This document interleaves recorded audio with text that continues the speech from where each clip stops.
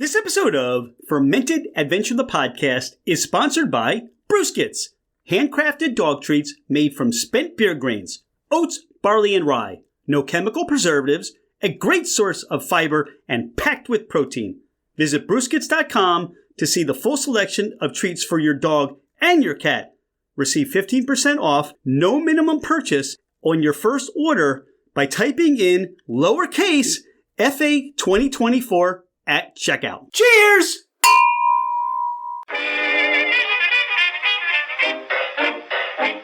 Hello, ladies and gentlemen, craft spirit enthusiasts, and those interested in the intoxicating world of craft distilleries, cideries, meaderies, wineries, and the occasional foray into breweries. It's Rich Shane, and welcome to Fermented Adventure, the podcast, where we bring you the fascinating people that are making the mash, fermenting, distilling, bottling, pouring, and delivering to you some of the finest libations in the world. Before we get started, here are a few housekeeping items. Thank you for bringing the podcast into wherever you are and whatever you're doing. We truly are grateful that you have chosen to listen and make us part of your day. It would mean the world to us if you left a 5-star review. This helps us climb in the rankings, and it makes it easier for others to find us. Don't hesitate to leave us your comments as well. If the podcast didn't meet your expectations, tell us why. We're always striving to improve. You can find us at fermentedadventure.com. We are on Instagram and Facebook as Fermented Adventure. Email us at fermentedadventure@gmail.com. All right, FA Nation, let's meet our guests. He's Chris Littlewood. I'm Rich Shane. This is Fermented Adventure, the podcast. Chris, welcome to the podcast. Welcome. I appreciate it. I appreciate you guys having me on today. Chris, I am excited. Ever since we met at the Bottled in King of Prussia grand opening, and we had a little time to talk, I've been excited to get together with you and talk more whiskey, more bourbon. And today we're going to talk Bourbon of the Week. Chris, what is Bourbon of the Week? Just the YouTube channel I started. It was right before COVID basically hit off here, and I decided I got a lot of time on my hands. It's time to do something. I love the whiskey scene, so I figured I might as well not only educate myself, but educate people who didn't know about it, because I did start not knowing about it myself, and decided weekly was a good time to drop a video. So that's how we started with Bourbon of the Week. COVID comes around. How much before that had you been into bourbon or whiskey? So not too much before that. I actually got into it personally because my now wife, my girlfriend at the time, her stepfather was real big into whiskey. And I would go over to his house, and, you know, he would pour me up a glass of whiskey, and I would sit there and pretend to enjoy it, obviously to impress him, to win the heart of my lovely wife now. And I would sip through it, and I didn't love it. And then, you know, the fourth or the fifth time you finally sip something, you start to enjoy it a little bit more. And because of that, being forced into it and being like, yeah, this is actually something I truly enjoy at this point, it ended up me buying my own, getting my own, and then the collection side of things started to kick in. And that's when I really decided, you know, I want to learn about this, and what better way to learn about something than teaching yourself and teaching others along the way. So do you remember any of those bourbons or whiskeys he was pouring for you? He's a big old granddad and Basil Hayden's fan. So. With all that education and all that experience, talk about the beginnings for you. I know you said you started collecting, but how was it for you to start the education process? Because I meet quite a few people now, and you start that overall, I don't know much about whiskey, I don't know much about bourbon. And I think for you being in that space, and you know, for me, your experience as to where to start, talk about just how that kind of began rolling for you.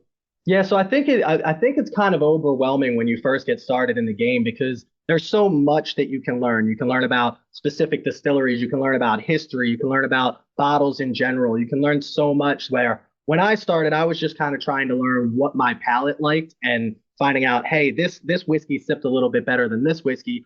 Why did that happen? So I was real interested in, you know, how does this mash bill affect this flavor profile? And how does this proof work with this particular mash bill? And how does this distillery obtain this flavor profile when another distillery is using a very similar mash bill and gets a very different flavor profile? So I kind of went into the process of distilling rather than something like the history. And I used a lot of YouTube. I used a lot of, you know, there's a lot of great websites out there that have so much information on this. That's kind of where I started, and going in and listening to the people that actually know more about it than I ever did at the time. Now I feel like I at least have enough of a grasp of it that when people do come to me, they can be like, hey, I'm getting this particular flavor profile. Are you getting that? And while I may or may not, I can at least explain to them why that they're getting it, or why I believe that they're getting it. Brewskits, beer grain dog bones, brewskits. Your dog will go wild. Brewskits, beer grain dog bones, a healthy alternative for your pup. Brewskits are all natural and made in the USA. Visit brewskit.com. That's BREWSCUID.com.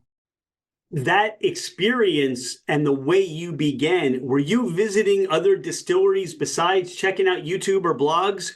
Did you get out and just immerse yourself and to see the distilling process?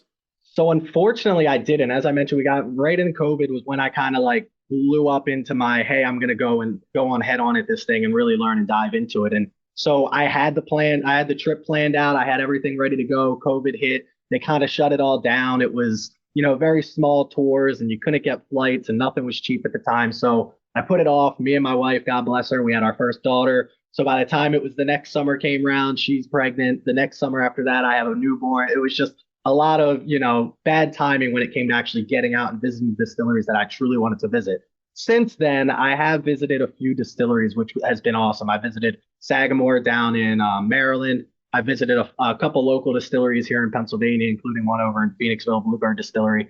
So it's been nice to get at least a few interesting people that I can meet and talk about from the professional side of things rather than just the YouTube side. I'm curious, what was that whole tour? What was the tour you had planned out? So we didn't have the specifics down. I think we were going to end up doing Louisville, like a boys trip out to Louisville.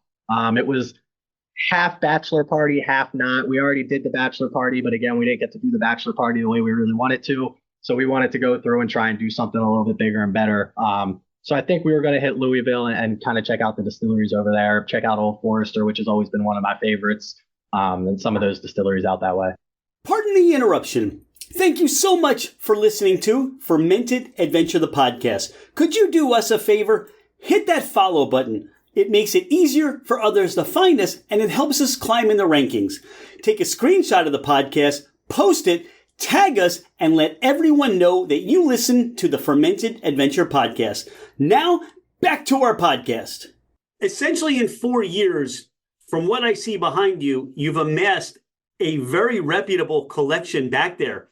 How have you gone about obtaining the bourbons and whiskeys that you've added to your collection?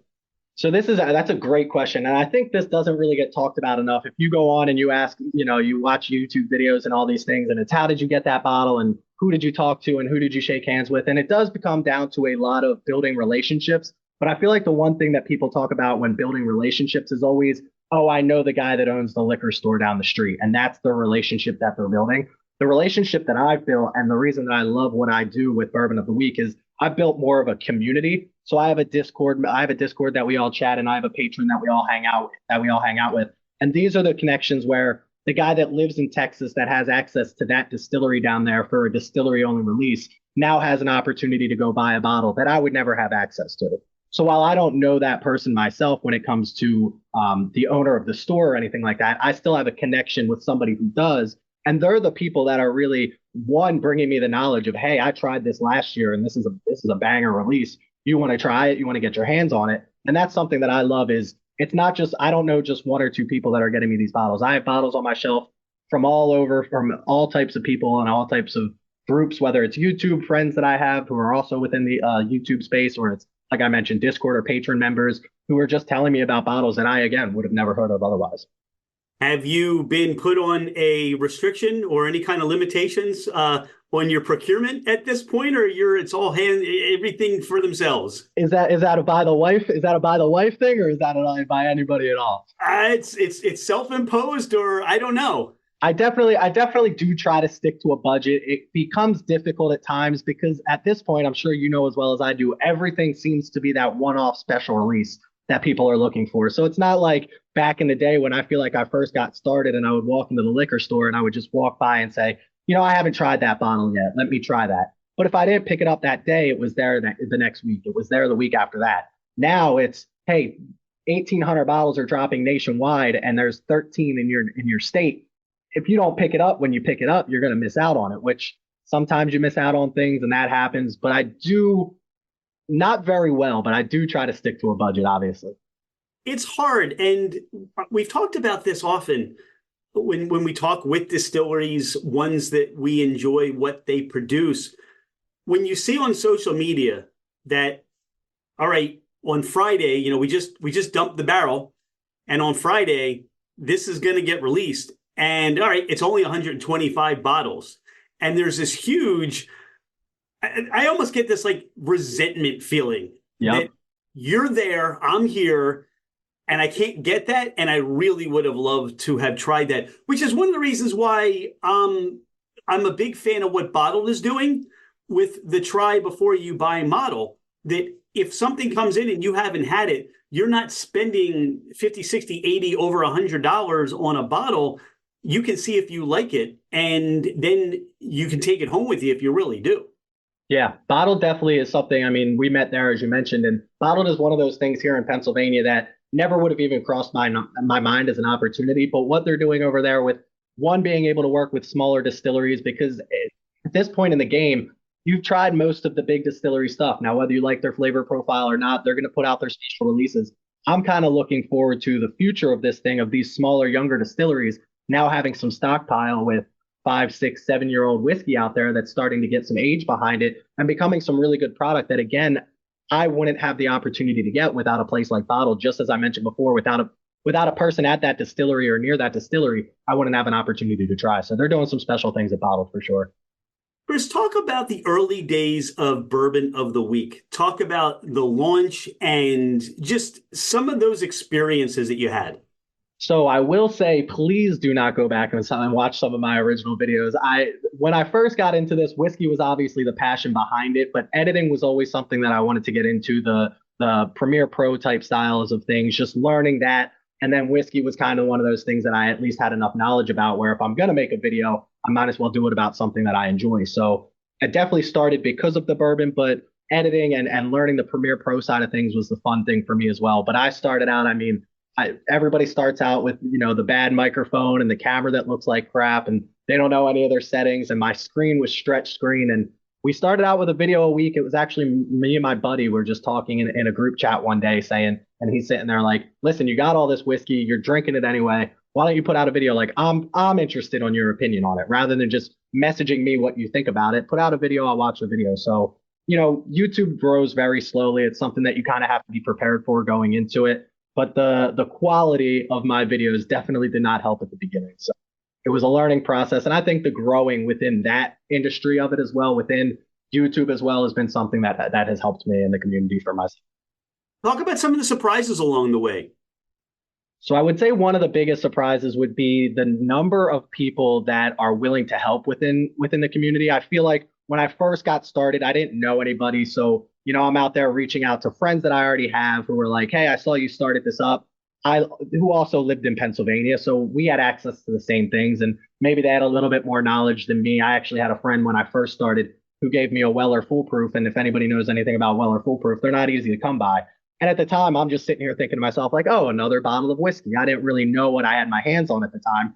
But then looking back on it, it's just like, without these other people that are willing to help me along the way, obtaining bottles, video ideas, I think that's another thing that people overlook. And I'm sure within, doing the podcast, of what's the next big idea? Who's the next guest that I want to have on? What's the next topic that I really want to talk about? I think that's one of the harder things as far as content creation in general. And then again, the algorithms want you to be available 24/7. And it's definitely not something that I'm interested in being 24/7. But at the same time, if you want to keep growing in this space, you do have to be available for, commenting on things, putting out videos as often as you can. And I don't mind doing it. It's just some of the grunt work that I wasn't expecting at the very beginning of things. I've always said, and I don't know how you feel about it, but when this is no longer fun, when it's just, it's not looking forward to a podcast. It's like, oh, another podcast. And it seems like for us, we're in our 5th year now. The enjoyment is certainly there. And the people that you find that now you bring into your atmosphere, you find even more conversations, more fun about it. And with you, are there people that you would like to meet or talk to that you haven't yet, or other ideas, as you said, for your show that you'd like to bring on and expand to? So I think you already mentioned it before, is just kind of meeting the people within the industry that have I've started out with obviously learning about my palate and what's enjoyable for me and the whiskey making side of things. But I'm starting to move into the history side of things. I have a bunch of other friends that have just took a trip down to Louisville themselves, and they got to talk to, the Jimmy and Eddie Russells of the world, and the people within the industry that just have this history and knowledge, where there's so much, part of my French, there's so much BS out there with how many people say you have to drink whiskey this way, or whiskey's only to be enjoyed this way. And then you see a video of Jimmy Russell going out there saying he'll drink, the best stuff he has in his warehouse with a Diet Coke or with a Coke. Or, it's all about enjoying it and not how you're enjoying it. So I think it's just one of those things where I want to talk to those type of people in the industry. One, before they're gone, before it's too soon, or before it's too late. But two, to really get a knowledge of like how deep this goes into the history side of things and how they got their start and how they're seeing the future of whiskey. Because if anybody's going to know better, it's going to be them. You talked about in the beginning meeting your father-in-law, not at the time, but to be, and he was sharing whiskeys with you. I find that very fascinating of an insight, that was something he wanted to share with you. Did you ever ask or ever get some insight as to what, was that just his thing, or was that a way of kind of introducing you to something that he had a passion to? I think a little bit of both. It was definitely his thing before I met her, because I showed up and he had the barrel, the half barrel shelves in the corner, and he's got, 40 or 50 different bottles. And you could tell he's the type of guy where every Christmas somebody is just bringing him another bottle of whiskey, and he tries it and it sits on the shelf. And now he's old school. He found what he likes. He found what he's enjoyed. So he tries it, he gives his opinion on it, and then it sits in the back of the shelf and he grabs his Basils or his old granddad. But at the same time, I think he was kind of proud of what he had, of like, hey, if you're going to get into this whiskey thing, there's no better place to start than here. And I think without that, I wouldn't have had an opportunity to really dive into this, because it is an expensive hobby to be in, whether we like it or not. He had 40 or 50 bottles on his shelf right there that I could go in and try, no questions asked, without having to buy the bottle, which I think is something that's very important. It's you talked about it with bottled. Try before you buy, when bottles are $75, $85, $90. Going into your local whiskey bar or something that has a bunch of bottles on the shelf, that he was my local whiskey bar where I could go in, try anything I wanted. And he knew about it. He knew the ins and outs of where this bottle was from and why he doesn't like sour mashes and why he likes this particular bottle. And without that knowledge and without being able to obtain some of those drinks before I had to go out and actually purchase them, I don't think I would have continued what I was doing. In your own self-discovery, do you think that you educated your palate, or your palate always had that there? It just needed to be prodded and woken up? Definitely the first of those. I might have had one of the worst palates I could, until I never would have realized until I got deep into this thing. It was one of those things where I do a segment now where my wife picks out 3 bottles of whiskey. She puts them on myself without me knowing. She pours one of them. When I first got started, I didn't have a clue. You could have had a rye up there, a double oaked bourbon, and a Scotch whiskey, and I would have been like, I don't know which one this is. But it's gotten to the point now where I'm not 100% on it, but I can at least distinguish between some certain characteristics on it. And it's only from time and time again of drinking a Wild Turkey glass, going out there and truly honing in on the notes of what Wild Turkey has to offer, and then drinking Old Forester and drinking it multiple nights in a row where you can truly hone in on those types of flavor profiles before you're ever going to pick up on it. And I think that's something that kind of disparages people from getting into this, is they pick up a glass of whiskey and they're like, oh, that's too hot, I'm never going to like this. Or, oh, that doesn't taste anything different than that other glass that you just gave me. Who cares? But it's one of those things where I definitely educated my palate. And because of being able to actually pick up on it eventually, it made it more fun for me, where I can now be like, this is why I like this. This is why I don't like this. And it might be a good glass of whiskey for you and not for me, but I can at least tell you why I don't enjoy it, even if it's a good glass of whiskey. You brought up a great point there. And I think one of the things to emphasize is time. That you read, you watched, you listened, you tasted. And I think it's time that you educate your palate. It's listening to other people and what they have to say. I have gotten the most knowledge from that as far as how to taste whiskey, taste bourbon, taking the different classes and things, just to have that experience from somebody else. But you just don't go and sit down and find the nuances unless you have a super sensitive, well-educated palate. And there are those in, let's say, the food industry, or there are those that do have that palate. But I think it's time. I think you have to understand the time factor. Yeah, time is definitely very important when it comes to it. When it comes to working your way up from the 80 proofs all the way up to being able to handle something that's 130, 135 proof. You can't just sit down and sip on 135 proof whiskey and really pick out the flavor profiles. You got to work your way through the 80s, through the 90s, through the hundreds until something like 130 becomes palatable to be able to work past an ethanol kick. And I agree with you. There's people out there, I'll be sipping a glass of whiskey and then I like to do it on my own, and then I'll go watch reviews and see what other people are, what the flavors that I'm supposed to be getting, what other people are getting with better palates than me. And the second they say, so, I get raspberries off the front of this, then immediately it kicks in, you take a sip and you're like, there it is. That's exactly what we were talking about. I couldn't put my finger on it. I couldn't quite put my tongue on it, but there is a raspberry presence in this that I just wasn't thinking about before until I heard the word, until somebody told me that I should be tasting. It resonated with me just recently. We had the Inn at Grace Winery on the podcast. They're a local winery in Delaware County. And listening to some of the fruits and things, and I had these conversations with distillers too, but it's very fresh on my mind that there are fruits and things that will be listed on a bottle or on a tasting note sheet, that fruits and things I've never tasted before. Yep. And I'm like, how am I supposed to pick that out if I've never had it or I haven't had it in a while? There were notes of kiwi. I can't remember the last time I had a kiwi. I remember the tartness, maybe the sweetness, the characteristics, but there's some wild things out there. Somebody will say a chokeberry, or I don't know, right? So many, stone fruit. I think my kiwi was apricot. I saw one with apricot on there, and I was like, I haven't ever had an apricot in my entire life that I can think of off my head. How am I supposed to know what apricot is? All right, stone fruit is my pet peeve. I mean, I don't know if I know what it is to this day. What is in my understanding, a stone fruit is a peach, a plum, something with that pit in it, and people can rate you or rate me and say, no, this is exactly what it is, because I've never seen stone fruit at the grocery store or my local produce stand.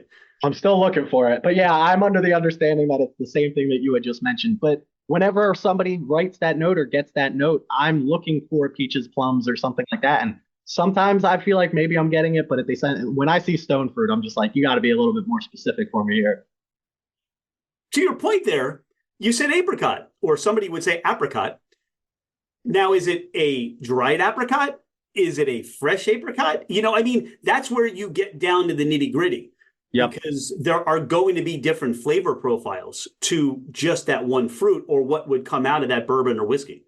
Right. And which part, like what specifically about the apricot? Is it a bitterness? Is it the sugariness of the apricot? Like what exactly about and again, I mean, it's like a peach from my understanding. So I can at least say, hey, I've had a peach before, but at the same time, it just, some of the flavor profiles that I read do get a little outlandish, and I try my best to pick them up, but. Your energy, your enthusiasm, your focus is very infectious. And watching your program, talk to people, if they haven't seen it yet, what they can expect from a Bourbon of the Week.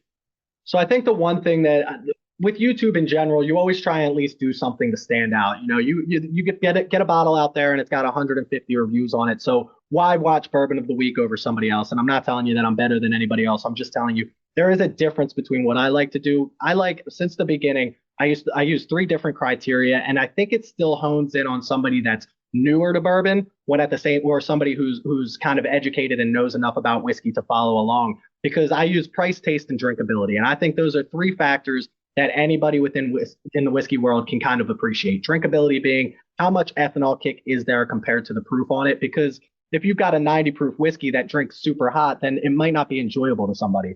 But if you have somebody that's working their way through the ranks of, like I mentioned before, 80 proof, 90 proof, 100 proof, and I now tell you this 110 proof whiskey tastes more like a 95 to 100 to me, and you're like, okay, well, I can tolerate 100, but I never thought about picking up 110. Well, now you know my drinkability on that is a good drinkability score. Taste on it, obviously, I'm going to go through the tasting notes, what the tasting notes that I'm getting are, and if it's an enjoyable tasting experience for me.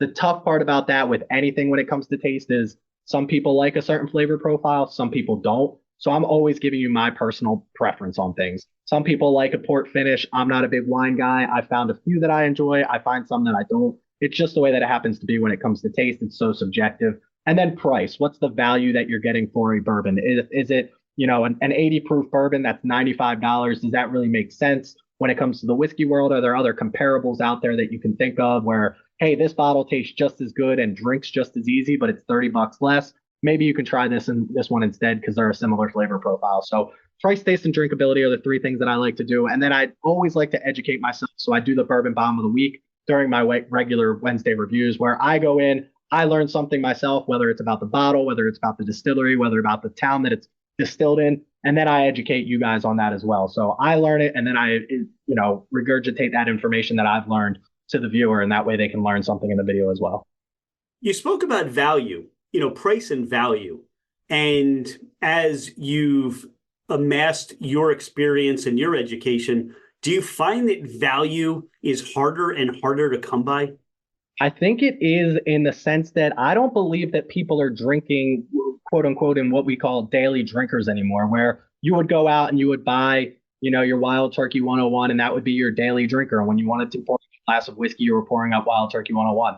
I don't remember the last time that I went to the store and specifically was going there to look for Wild Turkey 101 or a daily shelf whiskey. Because again, with all these special releases that are coming out, they're $150, $200, $250 because again, there's only 1,400 bottles going out nationwide. So it's hard to put a value. People will say, I'll never pay over this amount for it. And then all of a sudden you see it for $10 less. Well, if your cutoff was 200 and it's 190, are you still picking it up because it's under your value? So I think it is hard to find value these days because everything seems to be a special release. I think there's still great value in great bourbon that is on the shelf. It just seems like the people that are doing the whiskey drinking these days are also trying to do whiskey collecting these days. And it seems like you can't get the value coming along with the collection.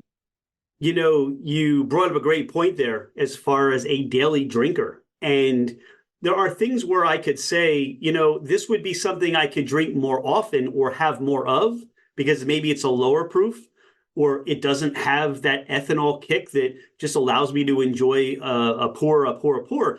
But for me and those other collectors, and I wouldn't even consider myself a collector, I just enjoy it. But there's so many on the shelves. So it's not like I'm going to say that's going to be my go-to bottle on a Tuesday and a Wednesday and a Thursday or what have you. So I think that makes it more difficult as well. So I wonder, how does it become, or how does brand awareness or brand loyalty come into effect, do you think, with these distilleries? I think brand loyalty is a huge thing when it comes to the distillery, especially on the special release side of things. And I think some distilleries are doing better than others as far as if you're willing to put out a bottle at $200, then it needs to be a very good bottle. And if you've already loved a distillery such as like Wild Turkey and you're following along in like their Master's Keep collection, which is their high-end ultra premium aged stuff that's coming out at that $150, $175, $200 mark. The problem becomes if you start putting out bottles like that and they start to fall off of what they're supposed to be, what the recognition of how great those bottles are supposed to be, then you start to lose that, okay, I bought it twice, it's not good, I'm not spending it. And I've been personally affected by this where I've spent $200 on bottles, and I didn't like it the first time, and they do releases on these bottles annually, and I'm out on them. Once I tried it once, if it's not for me, I'm not going to go back through. And, maybe you find one once in a while where you watch a review and somebody will finally tell you, hey, this is better than it used to be. They're back on track. But then they go back and you're back to trying the next release again. And you're kind of up in the air on it. So the question becomes, what kind of risk versus reward do you want to run with a distillery that maybe you don't like in the first place, or maybe you didn't enjoy a particular release from them? So is $150 a risk that you're willing to take on a bottle that you don't know if you're going to love? Or are you going to spend $150 on a bottle that you know from a distillery that you've tried over and over again and it's hit all the marks for? Well, in your program or in your life experience, have you done something where you cracked open a bottle, you tried it, you didn't like it, and then have you gone back to that same bottle and tried it and reviewed it again?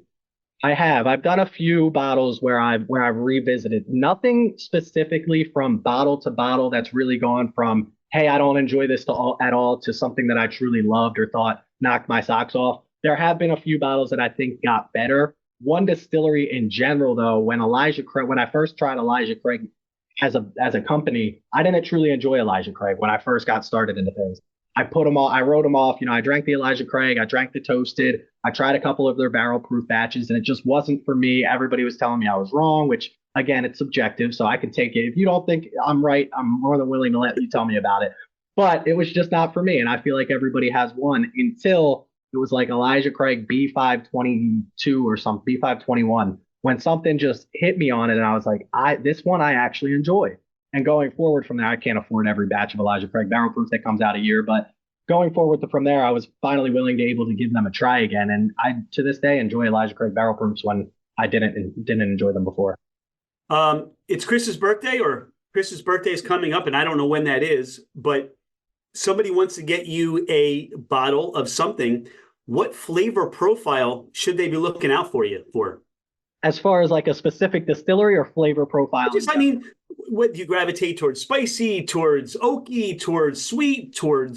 I'm definitely when it comes to my bourbons, I'm definitely a sweet guy. I don't mind having a spice note in there as long as the spice is either followed or started with some type of sweet. I always had a sweet tooth when I was younger. Now when I'm older, I don't really, I'm not eating the sweets as much. But with my whiskey, for some reason, I do still love a sweet whiskey. I'm not a big finished guy. I've tried a few finishes that I do truly enjoy, but as an overall experience, I would stay away from finishes myself. And then I'm not a big fan of something that's super aged. I know age is always a question of, is it older? Is it better? And for me, it's not always that way. I find myself in that 12 years at this point is kind of an older age statement, but I don't even mind the 8 to 10 year mark. I think 12 years is like if I had to pick an actual year age statement, I would go 12 years. So something sweet, something with a little bit of age behind it, but not too oaky, not too dry, and nothing that's...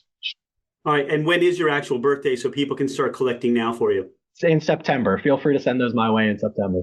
Okay. Have you ventured into the secondary market yet? So I have not, in the sense that I've done a few things on secondary, nothing straight up paying for secondary. I ended up buying a second bottle. I ended up getting 2 bottles of a Wild Turkey Master's Keep, and I didn't enjoy the first one that I had. So I did trade that off on the secondary market, but it was a stag for a Wild Turkey Master's Keep. It was the Voyage specifically. So I did a 1-for-1 trade on something like that, but I haven't paid. And that's another thing that I try not to do. I try not to overpay for bottles that I don't need to. If I miss out on a bottle, I miss out on a bottle. If I can get it at MSRP, I'm probably going to grab it just because of the YouTube channel. But other than that, one, I don't have the budget for it. And 2, it just bothers me when I see some of the prices above MSRP that these bottles come in at. Well, hopefully some of the affiliate work that you've been doing helps to take off some of that high-end budget that you need to work with. Talk about some of the affiliates you're working with and some of the promotional products that you have available. So right now we have done a few just with other groups. We've done a few bottle picks. Right now we have a Hard Truth pick that's out.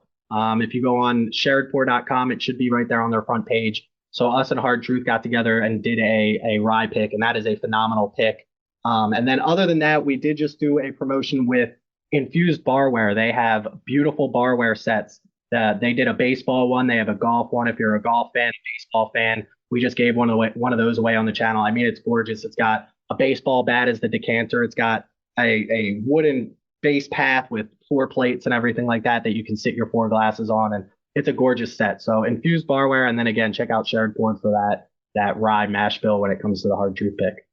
So what are you drinking tonight? What are you drinking on the podcast with us? Tonight, we actually have another bottle that was just sent to me. Oh, the Pennsyltucky. The Pennsyltucky. Have you tried it? I haven't had that yet, but we've been talking to the distillery about having them out and talk about what you have there, because I don't want to go too far, because you're bourbon of the week. Do your thing, man. That's true. Now you just asked me what my favorite flavor profile is, and this does not meet any of those standards. So this is a port finished 5-grain bourbon. It comes in at 53% corn, 23% wheat, 12% barley, 6% rye, and 6% oats. And I talked about education before and how interesting mash bills are to me. And this is something that I've never experienced before. First of all, oats isn't something you typically pick up on a mash bill. And then I had to go through and learn, what does oats add to a flavor profile? And apparently it gives you some chocolate notes, some coconut notes, some flavor profiles like that, some mocha notes, things like that. And then when malted barley is usually on most mash bills like a 4, maybe a 5%. So for this to have 12% malted barley, you pick up on almost more of an aged process note, some toastiness with this when it comes to the malted barley, some nutty flavors when it comes to that. So that mash bill with that chocolatey, that nutty, mixed with that port finish does give me something that I truly thought I was not going to enjoy at all. And I hate when companies send me bottles because I always have to tell them, listen, if I don't like it, I'm going to tell people I'm not going to like it. But if you're willing to still send it to me, I'm willing to try it. And this was something that going into it, I was like, I'm just not going to like it. Surprised me a lot. A very good bottle of whiskey. This is a cash strength single barrel, 122.8 proof. So if you're in the Pennsylvania, the Harrisburg area, I would definitely recommend stopping by and trying it out. It's fun when you see what is happening in craft. And you touched upon it a little bit because where we are in Pennsylvania, we're now experiencing distilleries that have a 5 and 6 year age statement. These barrels have been laying down, they've been laying these down these barrels for 5 and 6 years. And this is exciting times for craft and Pennsylvania distilling. Mid-State Distillery, which you have right there, they started out and we went very early on, and they have a wall of vodka infusions. And they'll put anything in a vodka that just to kind of give it some sort of flavor. And they were really delicious. It was a lot of fun. They had one of the best Bloody Mary bars I've ever seen. So to see what they're doing now and coming of age with their whiskeys, that makes it, as a consumer and as what you're doing. And like you said, wow, I looked at the label. You didn't expect to even want to like that, did you? Nope, I did not expect to. It was right on the thing of me saying to myself, like, when they sent over what it was, I was like, do I even bother trying it? But I'm willing to be honest with them if they're willing to be honest with me. And I like, the transparency. We haven't touched on anything with transparency tonight, but I think that's one way that you can keep your clientele excited about what you're doing is by being transparent about what you have. I think for a while there, we got into some distilleries putting out some product that was sourced, which isn't a problem for me at all, but only if you're not going to try and pass it off as your own product. If you're going to try and hide the fact that it's sourced, that's a different conversation for another day. But they're very transparent at what they're doing over here at Mid-State. They were very open to me trying it. They were very open to me giving it a bad review, which is what I straight up tell them in the email back. Hey, if I don't like it, I'm not going to sit here and tell nobody to buy it. I'm going to tell them that it's not a preference for me. I'm going to tell them the flavor profile that I get. But again, I was happily surprised that I did enjoy this one right here. And now you're promoting on several platforms. Now we're promoting it. That's right. And Pennsylvania in general, you mentioned coming of age basically with some of their whiskey age statements. And it's exciting for Pennsylvania in general because we have such a rich history with whiskey already that I don't think people know about as much with the Whiskey Rebellion and things like that, that I think there's so much opportunity here in Pennsylvania to really grow on something if we can get a good, some good products coming out of Pennsylvania. Now, obviously, you'll never compete with anything like Kentucky, but there aren't a lot of other states out there that have multiple distilleries putting out multiple different releases that are as good as some of the ones coming out of Pennsylvania that I've tried. See, now here's where the fun banter begins, Chris, because if you look at not necessarily bourbon, because you're right, Pennsylvania has a lot of, ground to catch up on. But when you look at the rye whiskeys being produced in Pennsylvania, I would almost flip the script and say that Pennsylvania, if they already haven't established it, you will start to see even more credibility from those ryes that Kentucky will not be able to produce. And I think it just goes back to where they're sourcing their grain and the production quality and the value and the knowledge of these distillers here in Pennsylvania. They know what they're doing. And it's not bourbon producers making ryes. It's rye producers making ryes, and they also happen to make a bourbon. And that's just my take on it. No, I agree with you 100% on that. Absolutely. I think it's something that is to be excited about here in Pennsylvania because it's one of those things where it's hard to travel, all over every state, and you can hit Louisville and maybe you hit 5 or 6 distilleries, and you can go out to Texas and you can hit 2 or 3 distilleries, and you can go here and go there and there's a distillery around or two. But for us being in Pennsylvania, it'd be exciting to just, a 4-hour drive, be able to go up the hopefully soon to be Whiskey Trail and hit all these distilleries that are producing some fantastic rye whiskeys. There's some great stuff out there already. And as you mentioned, as we get some older stock here, I think that with the knowledge that we have as Pennsylvania rye, and then all of the grains that we can source right here in Pennsylvania, it's going to be a very exciting future for rye here in Pennsylvania. And then the other thing you said, I mean, what's happening now is just with the age of what's coming about, that's really when you no longer have to source. And that's my point. When you don't have to source anymore, because that generally wasn't for a lot of these distilleries the business plan long term anyway. But then you find that they say, you know what, we have our fans that love this flavor profile. We're going to keep this source whiskey. We're going to blend it for what we have been doing, but now we have it alongside our own stuff. And that's just even more opportunity for us as a consumer. No, I agree. I think a lot of companies that started out in that sourcing era are the companies that are starting to come with some actual decent whiskey with age statements and stuff like that. And I was always curious about what the transition period is for a company like that. Are they going to eventually just, get rid of that original source product? Are they going to blend it out? Is it going to be something where, hey, we're going to keep 80% of this original blend and put 20% of our own whiskey in and, over the years start to change the profile? Or are they going to do like what you said, where they're going to stick with that product? Hey, this is a product we had. We're going to continue sourcing this as long as we can, as long as the price makes sense. But here's another product that we're putting out that's 100% our own distillate. So what is the future? How does it look for Bourbon of the Week? What are some of the things, your viewers can look forward to?